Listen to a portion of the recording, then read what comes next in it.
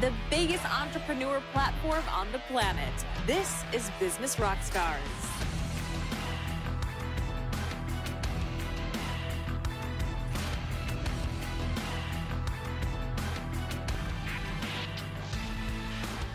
This is Business Rockstars, and this is my rock star, Jeremy Brockbank, CEO of Anthill Retail. Thanks for being here. Hey, thanks for having me. Joining us from Utah. That's right. How you doing?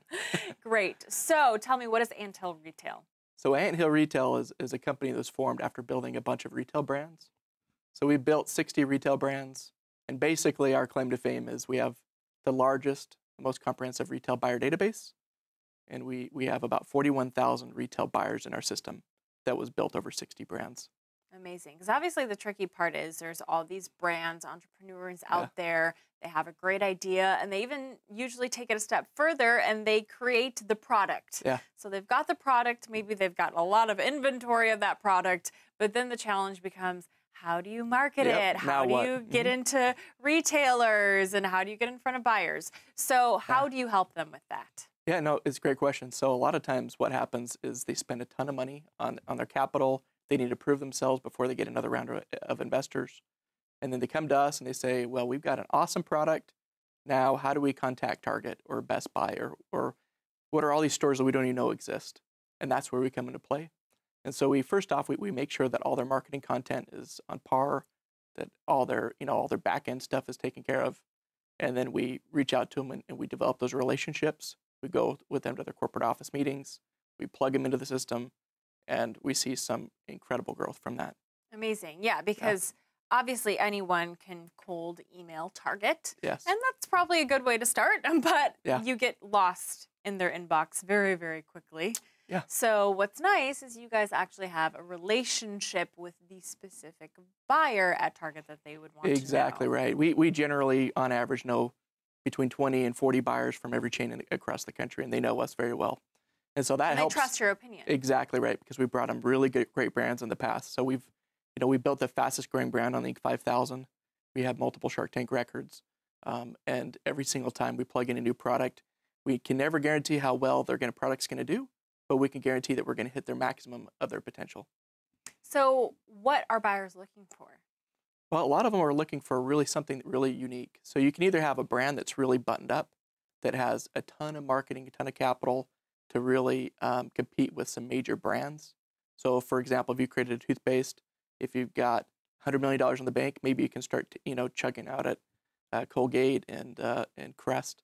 But if you don't, then you need a totally different tactic, and you need some really unique items about your toothpaste, something that's going to actually grab the category and grab the attention to justify the launch. And so, a lot of the products that we like the best are the ones that have just thought of something new, something that hasn't been done yet in their category. And so those are ones we love. We obviously love working with the big brands that, might have $100 million in sales as well.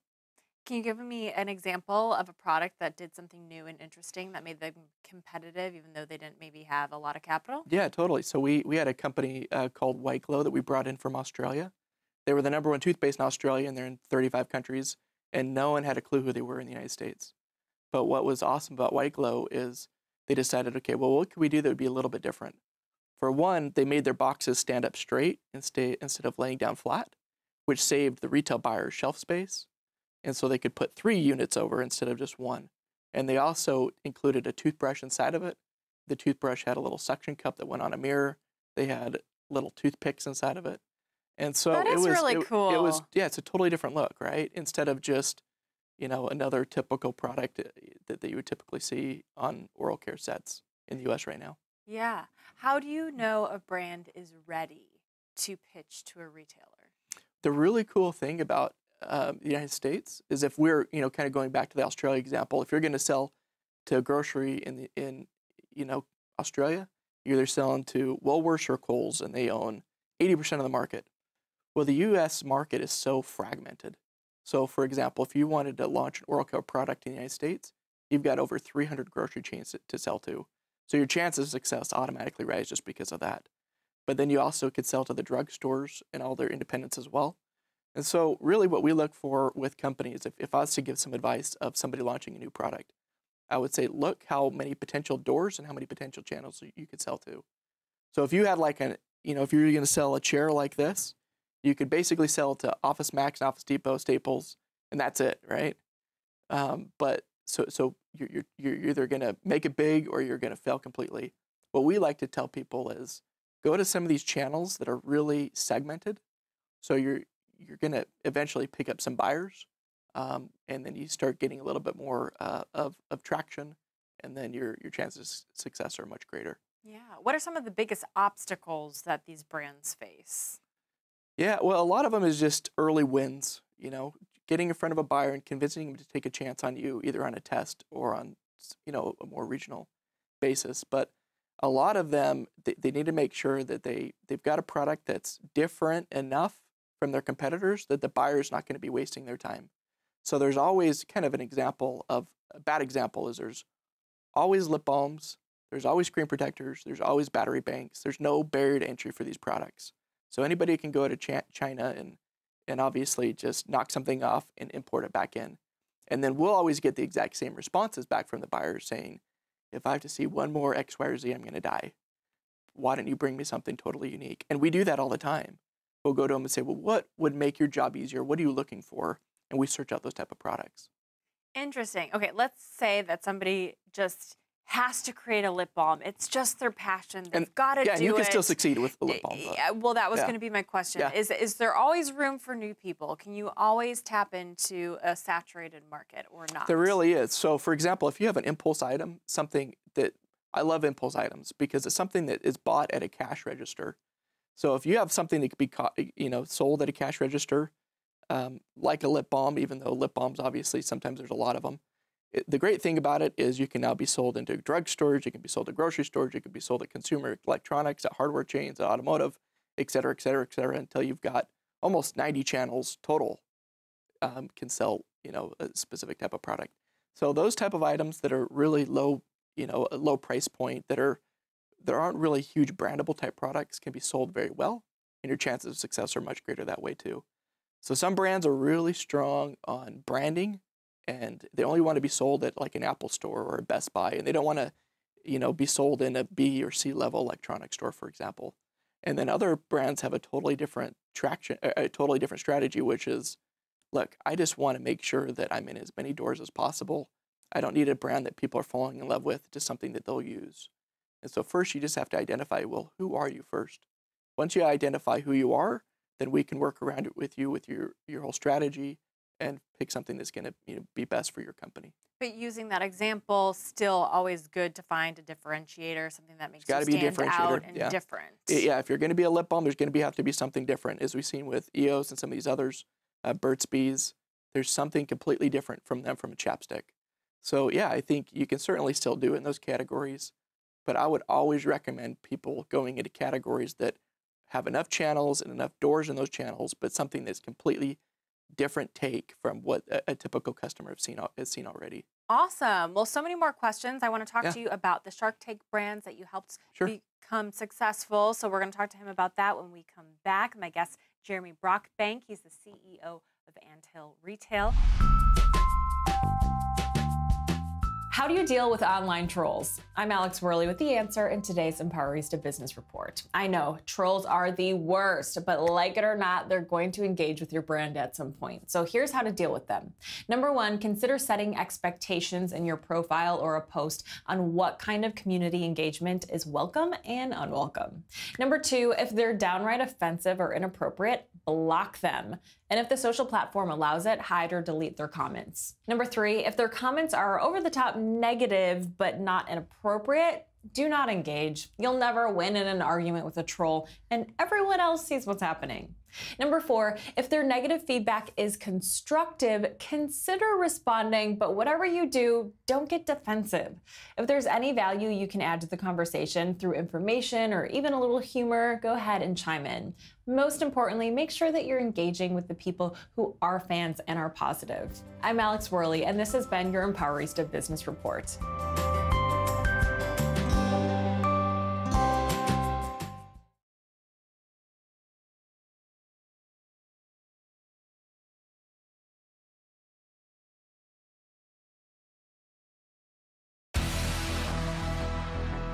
This is Business Rockstars, and this is Jeremy Brockbank, CEO of Anthill Retail. And we were talking about how you have helped many Shark Tank companies. What is the common thread with these companies that makes them successful? Well, you've got really creative entrepreneurs, first off. It's remarkable to hear about their different backgrounds, because most of them are just, they come from different parts of life. So we've had some that are speech pathologists, some that are anesthesiologists, others that have just, worked from, different aspects in the business world. But all of them are really, really hardworking. And I think that's the underlying key is if you put in forth the effort, eventually you're going to figure it out. So how do they turn their idea into an actual product that's in retail companies? So a lot of times what we tell people to do is look around for your day-to-day life and you figure out what is kind of choppy, what's a product that we use that doesn't quite work, what could be done better. And a lot of times it's just going back, finding a product engineer, creating your first prototype, and slowly changing it until it's something that actually you could feel quite proud of. And then obviously the branding comes after that. But as long as you have a really good product and you've revised it enough, I think that's kind of the key. So one of the first things you do with these companies is you make sure that their marketing is all cohesive and consistent. So tell me a little bit about that process. Well, there's two things. First off, you have to remember you're not selling first to end consumers. We're trying to identify and sell to retail buyers. So what retail buyers and end consumers like to see is a little bit different. There's some things that they like to see that are in common. Some things that... so what are those things that are in common, and what are those things some that are different? Some things that are different is you have to prepare certain PowerPoints and presentations and marketing assets that only the retail buyer is going to see. Something that would make a business case of why you should replace something else that's in their store. Some things that are in common is building your brand. So a lot of what's extremely important that a lot of retail brands don't realize is YouTube videos and creating kind of like a short 2 or 3 minute video of what your product is. A lot of people have been doing this through Kickstarter and Indiegogo, right? Just kind of explaining what the product is, setting the mood. But before that, there's a lot of other brands that obviously never thought about creating a video and creating a lifestyle and showing what that lifestyle was through video. That's something that's obviously extremely important. Yeah, and obviously on social media and in videos, it's so important that you're not selling to your customers, that you're really telling the brand story and message. So what's your advice for doing that well? Yeah, you have to explain, first off, what is the need of the product. I think whether it's verbal or not verbal, by showing them, and they'll get it pretty quickly. But obviously making it something that they feel like, okay, this is something that I wouldn't mind wearing. This is something I wouldn't mind having in my pocket. The brand is pretty sharp. It's on point. Those things are extremely important. What is a typical day like in your world? Honestly, for the past decade, I've woken up at 4 a.m. It's just my personality. Oh, wow. Yeah, so work starts typically at 4 a.m. and brands can certainly attest to that, and buyers can certainly attest to that. And it usually doesn't really shut off till a little bit later in the afternoon, and then we pick it up a little bit more in the nighttime. But there's always going to be questions from brands about certain things, and we do a lot of work with international distribution. So that means you're going to be having Skype calls with people from Japan or from India or whatever it is. So we just have to make sure we're not killing ourselves, but we're flexible to what the demands are. So you said you go to these meetings with the brands and the buyers. Yep. What is the key to a really good pitch? Well, a lot of it's actually just listening to the buyer. They don't want to be told about their category. They know their category better than anybody else does. So a lot of time is sitting back, helping them open up, relax a little bit, and tell us what is wrong with the category and what can we do, and being creative and being flexible enough that they're going to take a chance on you. I don't think any buyer necessarily needs you to sit down there and tell them everything about their category. I think that would do more harm than good. But just listen in to what their advice is. So how do you get them to open up? Just ask them about their category. A lot of them, they eat and breathe the numbers that are on that space. A lot of them, asking questions. Yeah, they might have a 4-foot section of products, and they know which brands are doing well. Some brands are doing really well, but some of the specific products within that brand are dogs, and they've got to get rid of them. Your goal is to go after the dogs, not the whole brand sometimes, and just make sure that you've really put a bullseye on some of the weaker products in that set. What's your #1 piece of advice for aspiring entrepreneurs? Just make sure everything's very clean and very buttoned up before you show it to a retail buyer. Because if they've already seen your brand and it looks choppy, then the odds are in a year from, down the road, they're going to still in the back of their head remember, oh, this isn't exactly what we need. A buyer doesn't want to put a big risk. They don't want to risk their jobs off of brands that aren't buttoned up, some product that might not be able to deliver, a company that doesn't quite have the capital. They're not going to put unnecessary risks. They're going to go after the ones that look like they're well capitalized, they know what they're doing, they can execute and make the buyer look good. Good information. Thank you so much for all of your insight and for your time. Jeremy Brockbank, CEO of Anthill Retail. After this short break, more Business Rockstars.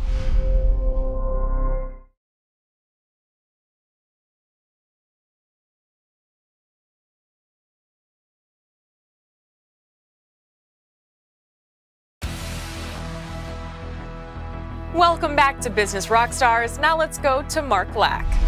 Joining us right now is Rob Cosberg, the CEO and founder of Bestseller Publishing. It's a pleasure to have you on the show. Thanks, Mark. Great to be here, man. So you got to dive in and tell us about your company, Bestseller Publishing. What do you guys do? Yeah, we help coaches, consultants, brick-and-mortar business owners to write a book and then launch that book to bestseller status and then help them to use that to profit from it, getting on TV, radio, media, generating massive leads, creating authority in their space. Yeah, so how did you get into this space? I was in the real estate business, and I had some really successful real estate businesses in the early 2000s. And, I was kind of chained to it because I was making so much money and doing so well. Yeah. But the chains were cut off in, maybe not the most functional way. Yeah. And that was, through the crisis. And so I started in 2008 a new business, and I just got some advice from, some great mentors. What would they do if they were like starting in a terrible economy where no one knows them in a brand new business? And it was suggested I write a book.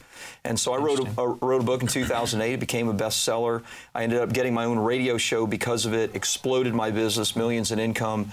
And then people started coming to me and saying, can you help me do the same thing? Interesting. Yeah. So you wrote how many books? I've written 2. You've written 2? Yep, what are those books about? Well, one is a book on financial services called Life After Debt, and that was for my financial services company, which I sold several years ago. And then I've written a book, called The Masters, which is, not about golf, but about people that are mastering their businesses and incomes. And I'm writing a new book, of course, on publishing, which is due out in the next few months. Nice. What are you most excited about in your business right now? It sounds like you've done quite a bit of things. Yeah. So are you focused just on this, or are you doing some other things as well? This is my business. I mean, I think the thing I'm most excited about are the people I get to work with. Besides really successful people that come to me, whether they're financial advisors or doctors or dentists or attorneys. There's also we're here in LA, so there's tons of Hollywood people I've worked with. We're launching a book for the #1 stunt woman in Hollywood. We've done professional athletes, U.S. ambassadors. So I think it's connecting at this point in my life with like some really cool influencers. I love that. So what do you think has been one of the best pieces of advice you've had, or maybe one of the biggest aha moments you've had in your life? I feel like sometimes it can take you years or decades, big money expenses and big failures and mistakes to have an aha moment, to have one of those shifts in your life or your business. So if people can learn those from other individuals and hopefully shorten the mistakes and mitigate their risks, what's been one for you? I think from a mental perspective, it is that failure is not fatal. And that really there isn't failure as long as you're getting back up. I mean, this is my 4th or 5th iteration.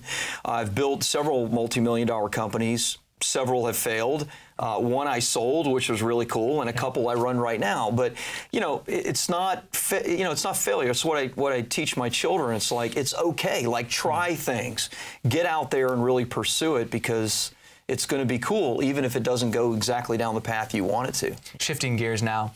So there's a lot of entrepreneurs, there's a lot of aspiring entrepreneurs that are joining us on a daily basis. Right. The question is, for those aspiring entrepreneurs and for those first, second, and third year entrepreneurs, what do you feel like are 3 things that they must know as they embark on the journey of entrepreneurship? Yeah. #1 is that their business isn't really what they think it is. Right? I mean, their business. What do you mean by that? Well, a financial advisor, he wants to be the best, or she wants to be the best financial advisor that they can be. But if they can't market their services, create authority, really, attract a customer, then eventually they're going to have to go get a job and do something else, even if they have a passion for that thing. So your business isn't always what you think it is. First and foremost, it's finding a customer for your products and services. If you can get your mind around that, then everything else is easy. Well, you said that you built some successful companies, some $1 million companies. Yeah. Some failed, some succeeded, some you sold. Take me back to the ones that failed, because I feel like that's the tough stuff. I mean, I'm sure when you sold your company, it was like, you know, champagne bottles and like a little celebration. That was cool. Or a lot of celebration. But it's the failures that people can relate to. And I feel like some people can't fathom owning or creating $1 million business yet, let alone building it and then losing it and having it fail. So that's the one that I want to talk about. Yeah. Why did it fail? What was the lesson from it? Well, you know, the timing is an issue, but I certainly made my mistakes. You know, it was in real estate, and we were doing $100 million a year in transactions, millions of dollars a year in personal income, and invested heavily in real estate, which in South Florida, which was where I was at the time. That was a good spot. Yeah, it was until it wasn't. It was a good spot. It was until it wasn't. Yeah. You know, things are always great until they're not. And right? Yeah. And so, you know, I think the biggest thing was I really, like I really eat my own cooking now. Like looking back, right? I think if only I would have had like a marketing plan in place that was beyond, you know, that was measurable and specific, and I had really created some authority and some celebrity in that space, then I wouldn't have been just, you know, a victim of a bad economy.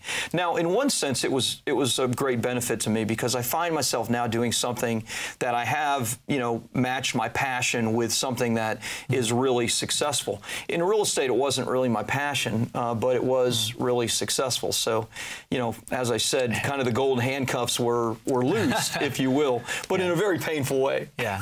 Well, I mean, I love the wisdom, because I feel like somebody like yourself has truly ridden the roller coaster, and you've weathered the storms and the seasons of being an entrepreneur. Yeah. So if you could go back and you could sit down across the table from yourself in your 20s or your 30s as a young entrepreneur, now having accumulated all the experience and wisdom you have, what would some of the advice be that you'd share with yourself, your younger self, on your early stages?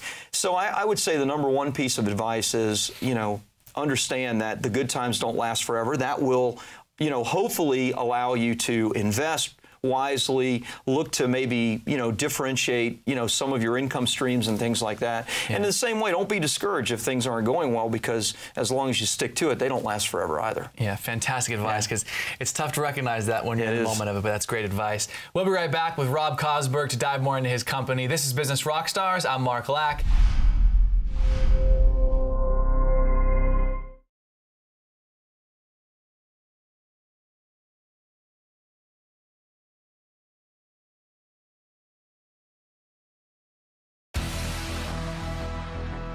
You're watching Business Rockstars. Thanks so much for joining us. Now let's go to Mark Lack.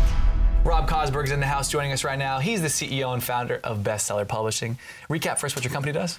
We help coaches, consultants, brick and mortar entrepreneurs to write a book, then launch that book to bestseller status guaranteed, and then help them to really profit from it, getting on television, radio, and generating massive leads. So a lot of fun. Gotta know, what's one of the funnest, craziest people/projects you've worked on when it comes to creating a book?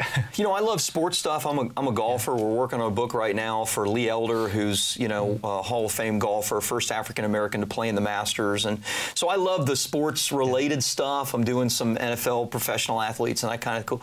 That's just cool for me. You know, that's like my, you know, former high school athlete. So. Well, there you go. That's about as far as I can get. Created the business that helps you now. That's right. Vicariously work with and live with these people. Exactly. That's fantastic. So I'm curious from your perspective, though, do you have any cool things that you guys do to create an environment in your workplace to help boost team morale, to help people just kind of stay focused and live in a thriving environment? Yeah, good question. I'd say consistency is the most important thing. So, you know, every Monday we bring breakfast in, and so, you know, we start off kind of casually. Look, they're just getting over the weekend like me, right? And sometimes you start the work week with a little bit of a pit in your stomach, thinking about all the things things left undone on a Thursday or Friday. So we try to ease them back into all of that. So every Monday we do that. Office meetings, you know, I'm not a big meeting guy, but we do meet twice a month consistently with more about what's going on in the business, what the vision is. We, of course, have our, you know, we try to maintain a culture of, you know, we have very little turnover, which I'm thankful for. It's not like we're awesome. A 50-year-old company. We're 5 years old, but very, very little turnover. And I think some of that is because the culture is pretty casual, and we do want to hold each other accountable, but we really want to try to inspire one another to do better. As entrepreneurs, as founders, as CEOs, we go through and weather the storms, and we go on the roller coaster. You shared some of that stuff from your story, so you've obviously been through it. Yeah, I have. So my question is, how do you not get burnt out? When you make the money, you lose the money, you spend the money, you have the money. It's like, at the end of the day, how do you keep taking the punches? How do you stay inspired? How do you stay passionate? How do you stay hungry as an entrepreneur and not get burned out? Yeah. You know, I mean, this may be cliche, but I love to read. And so funny, it wasn't this way in high school or college, but somewhere afterwards, I learned, okay, wow, you know, the books that I'm reading and what I'm taking in really do kind of energize me. So I'm a voracious reader. I'm not just my clients' books, but all kinds of stuff. And so that to me, that's my own kind of self-motivation. Again, I am in something maybe for the first time genuinely that I love. I love the people that I'm working with, and I love the product that we're giving them. So there's motivation found in that, of course, as well. Well, I've got to know, because I'm a voracious reader as well. What would you say, and obviously I know you probably feel like you need to say some of your clients' books, but what would you say are some of the favorite books that you've read in general that have been the most valuable for you just in life or in business? Yeah, you know, I'm a big Malcolm Gladwell fan, so I love his book Outliers. It's one of those kind of business success or life success books that anybody should read. Triggers is a fantastic book. Yeah, I do a lot of reading around entrepreneurship and business, like you probably do as well. I just find a lot of personal inspiration. I read a lot of spiritual books as well, but it's kind of those two veins that I focus in. I want to know, for your company, when you were getting started, even though you had the wisdom and the experience and probably some financial capital, so it made bootstrapping probably a little bit easier. You probably didn't raise money. You still go through the struggles of starting a new business up. So what were some of those struggles when you were starting this business from the ground up? Probably the biggest is we're a heavy, you know, service and customer-oriented business. We're actually providing a product. So people are done with us and they're getting a book.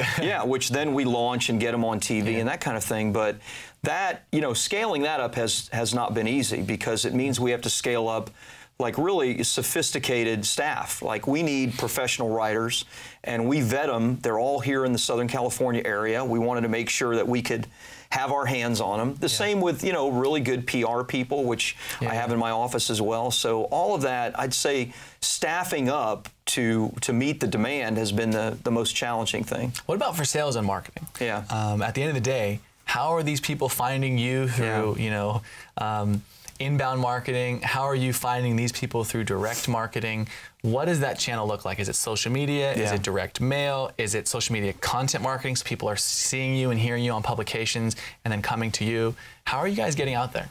We love pay-per-click stuff. So, you know, we do some Google, but primarily Facebook advertising. I mean, so easy to target these days. Oh, man, it's such a wave. You have to ride it right now, right? I mean, if you're not doing targeted Facebook advertising, you're probably missing out on some really easy client, you know, acquisition. And so for us, you know, we I mean, we have to cap our ads, slow them down, because we, you know, can generate leads. And a lead for us is a full application. So somebody has to, you know, apply, give us information on either their current book or what they're working on before one of my project managers will even get on the phone. And we can generate almost as many as we could ever want. So just it's pretty cool. Flipping the switch. Yeah, it really is. It's amazing. Spend that money, you'll get those leads. That's right. Now, you know, like anything else, I mean, it's not as simple as just throwing an ad out, you know, to your social media. You test it, constantly tweak it, and absolutely. Test it. The ads are tested, the audience are tested, all of those things are tested. And of course, millions of new advertisers are, even from this, right? Millions of advertisers are going to come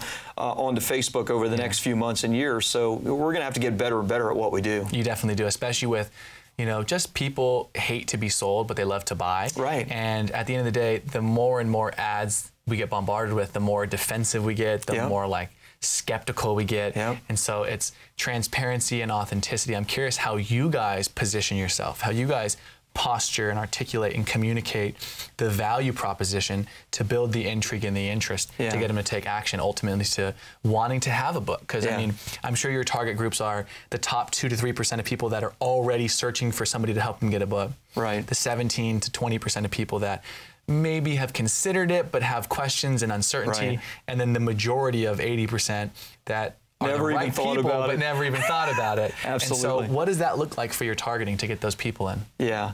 Well, you know, believe it or not, a good number of people that do get started with us are the people that understand, maybe innately or maybe because of something that they've read, that having a book would really help them to boost and grow their business. And so we do have to take them on a journey. I mean, it's an expensive sale. It's a long-term project. It takes us a year to fulfill everything because we're doing a real book, a real product, something they can be proud of. So we have to take them on a bit of a journey. And it's a little like the old phrase or adage, you know, when you are helping people become kings, celebrities in their industry, then you are the king maker. And so, you know, we actually promote our clients, and by the promotion of our clients, we're promoting ourselves. Yeah, Rob Cosberg, the Kingmaker. Where can people learn more about you? Bestsellerpublishing.org. That's the best place. A lot of free content there for people. Fantastic. Rob, pleasure having you on the show. Thank you, my friend. Appreciate Good to be here.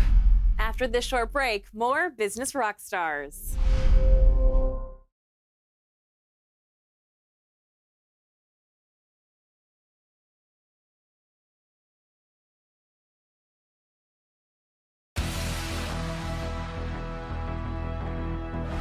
Welcome back to Business Rockstars. Now let's head over to the New York City NASDAQ market site in Times Square with Jeannie Yerman. This is Business Rockstars from the NASDAQ market site in Times Square. I'm Jeannie Yerman, and my guest is Daniela Perdomo. She is the CEO and co-founder of GoTenna. So GoTenna, what are you guys all about? We create a radical alternative to centralized communications infrastructure. So we've created a mesh protocol that can enable people to connect directly with one another using regular phones, but not using any of the communication infrastructure we use every day, things like cell towers, the internet, or even satellites. So, you know, on the consumer side, we have this device here, GoTenna Mesh, that pairs to your phone and allows you to create a network with anyone else who has a device, whether you know they're there or not. And if they're out of personal range of you, then you're able to hop through any other device in the area. And we have a product called GoTenna Pro that does similar things on a more powerful level for professional users. Got it. And then all you need is what? You need a phone, the device, what else? That's it. You need a phone and the device, and you can also leave unpaired devices in different locations to, you know, grow the network. So it doesn't have to be one device per person or per phone. You know, unpaired devices can also extend the range of connectivity. So in the second part of our chat, you know, we'll get into kind of like how this all came about. But prior to GoTenna, you were working at startups, right? Tech startups? Like, tell me about where you were and what you were doing. Sure. I worked at a variety of different software and media startups, and I had nothing to do with telecommunications, but I had a lot of experience at early stage companies in everything except being a CEO or an engineer, really. So I played a variety of roles throughout the business side of tech startups before starting GoTenna. So you co-founded this company with your brother, Georges, right? He is your chief evangelist. Your dad at some point said that he imagined that you guys would be in some sort of career that didn't exist yet. What do you make of that? My father's an engineer, and he actually taught himself to code. So he was an agricultural engineer. He taught himself to code really early on in order to understand soil science and predicting agricultural returns really early on, like in the early 80s. And I feel like he just saw very clearly that, you know, his children would one day be working in fields that simply did not exist because there was just so much innovation ahead of us. And he was right. Yes, me and my brother Georges co-founded GoTenna together, and our youngest brother studied computer science and is currently working in tech as well in San Francisco. Did you imagine that you would be an entrepreneur leading a company? No. I always wanted to be a writer, and indeed my first job out of school, I was a journalist. I am really interested in stories and ideas, but I think that those are things that, are also common to entrepreneurs. In what way, though? I mean, I think that, entrepreneurs are creative people in just, different ways from maybe what I imagined when I was younger. I always thought maybe I'd be writing books. I was a journalist right out of school, but I think that creating a product, a company, is also a very, original, creative act. Do you have nights where you're just staring at the ceiling and overwhelmed with some of the challenges and of the business? And how do you deal with that? Yeah, I would say I had more nights like that earlier on. I think in the last couple of years, I've grown increasingly confident, especially as, as the caliber of people that we can hire, the patents that we're granted, the contracts that we're landing, I feel less concerned about, the viability of the business. Now it's more just, how do we execute on the opportunity and the technology that we, have created? So, I have to ask. I do have to ask. Do you feel that it is any different being a female and head of a startup versus males? And you say you've got a number of friends in, different startups. What's your take? Yeah, the question around what's it like to run a company while being female is, a question I get a lot, and it's certainly one I've thought about a lot. I don't feel it on a day-to-day basis within the bubble of GoTenna itself, because I've always been the CEO of that company, of course. But yeah, I just got back this weekend from a retreat with one of our major investors, and most of the other portfolio CEOs are not women. There are also much fewer women in hard tech and science and enterprise-focused businesses, and so that I think the biases are additive, but I've been fortunate for the most part to be working with investors and partners and colleagues who I don't think make me feel like, oh, you're a woman first and a CEO second. So in thinking about this business and kind of what you've learned, how old is the company now, by the way? 5.5 years old. Okay, so you guys, you have some traction, you've been in business for a bit. Now, with, kind of that time frame, looking back, what is the advice that you would give yourself if you were just starting out again? The advice I give myself still today, but which I certainly share with people who are, maybe earlier on in the journey of starting a company and running it, is just to be more generous with yourself, because I feel like it's sometimes really easy to acknowledge wins by others, but just to just always be less proud of yourself for getting through difficult stages. And I think that having just more clarity that, you're, as long as you're generally moving in the right direction, it's okay to have days that are really, really difficult. And I think I have, historically been more attached to lows than to highs. And that makes celebrating the highs, less impactful, frankly. Right, I've heard of that as consolidating the wins, right? And basically cutting yourself some slack. Yeah, no, I think self-care is really important, and it's not something that a lot of founders, I think, really focus on. It's always just about what's the next thing I have to do, as opposed to how am I feeling right now? And I think that it's a disservice to the business to not actually also take care of yourself and the people that you're working with. This is Business Rockstars from the NASDAQ Market Site. My guest is Daniela Perdomo. She's with GoTenna. We'll have more in just a minute.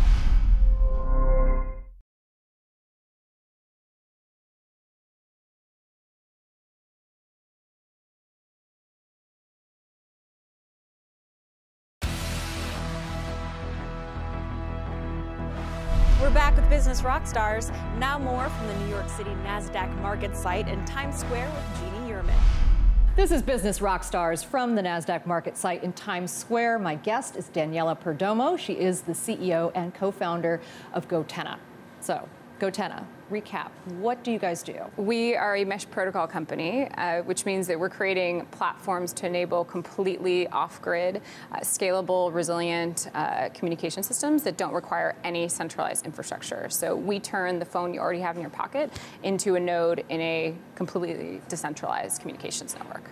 And I think to kind of like further help the audience understand kind of how this came about, it was two things, right? It was Hurricane Sandy, was it? And also your brother kind of going to a concert, not being able to text his buddies there, right? Correct, yeah. So 5.5 years ago, the idea for GoTenna came to us, in two particular instances. First, to my brother, who was going to a lot of concerts and realized that if you're in a place with a lot of people, like in Times Square or, a rave, as was the case for him, the centralized towers cannot keep up with, the usage. And so by entering the network or being part of the network, you're actually making it worse for everyone else. So that was one realization he had. And then a few weeks later, I was living here in New York, and Hurricane Sandy downed over a third of all towers and power stations, disconnecting us from both the internet and cell connectivity when we needed it most. And so I started to think about what was wrong with our communications infrastructure in spite of depending on it for everything.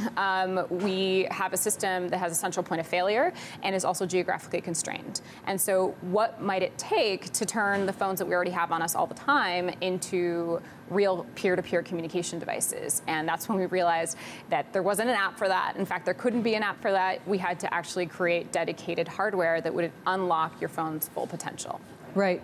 So in terms of funding, how did you guys go about it? Sure. So we have raised a few rounds of venture capital, a little over $18 million at this point. We're lucky to work with some really, really great investors, including, our last round was led by Union Square Ventures, and they're really supportive. And the money that we've raised has allowed us to do the hard work of really building the platform, perfecting and iterating on the technology, and of course to hire really great people. And the fundamentals of our business are really good. It's high margins. We are in what some people like to describe as a creative monopoly, which is that by creating a new option in the marketplace, we are actually not directly competitive with any incumbent systems. And so, if anything, we're complementary with other technology in the telecommunications stack, and that's a really good place to be. So that actually brings me to the question of, do you prefer to be known as an innovator or disruptor?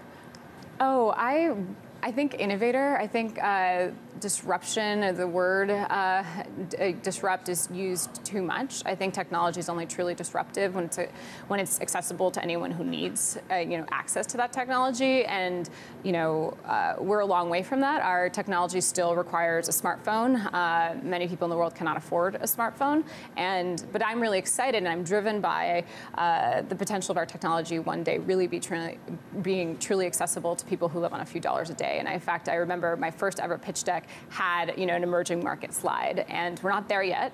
But we started with consumer, we moved into professional, B2B, and government markets, and I am starting to believe that we will probably get to emerging markets as well. So what are the price points on these devices? So our consumer devices, we sell them in pairs, so $179 for 2 devices. And our professional device we sell for $500, but we also sell a deployment kit with various units in it and other features for $20,000. And that might sound like a lot of money, but it's actually in some cases 40 times cheaper than existing tactical communication devices. So on the professional side, we're really attractive from like a size, weight, power, and cost perspective. And basically, people are able to text. That's the idea, is text communications? Yeah, we're focused on asynchronous data communication, so bursts of data. So that's texts, that's locations. In our professional product, you're able to send also certain images, and we might do more beyond that. But what we realized, and look, all communications are subject to the laws of physics, and so if you want to do real time, high quality voice or video, you're just going to have a device that has a much bigger battery. It's going to have to be literally bigger. It's going to just not be able to scale as much. And so what we're focused on is creating the most scalable, completely mobile mesh architecture that's ever existed. And in doing so, the core design principle that we've really grown attached to is that by doing bursty data, we can create devices that are low power, low cost, easy to use, and almost infinitely scalable. And so I think what's so exciting about a mesh network is the potential for it to just scale hugely. And so if we had not made this decision to focus on bursty data, then we would have a network that might cap itself off at 30 or so users. And so by doing this, we've created just a much more scalable and interesting solution. All right. Well, it's been a pleasure speaking with you, Daniela. Thank you for having me. From the NASDAQ market site in Times Square, this is Business Rockstars. Thanks for sharing the time with us, and we'll see you next time on Business Rockstars.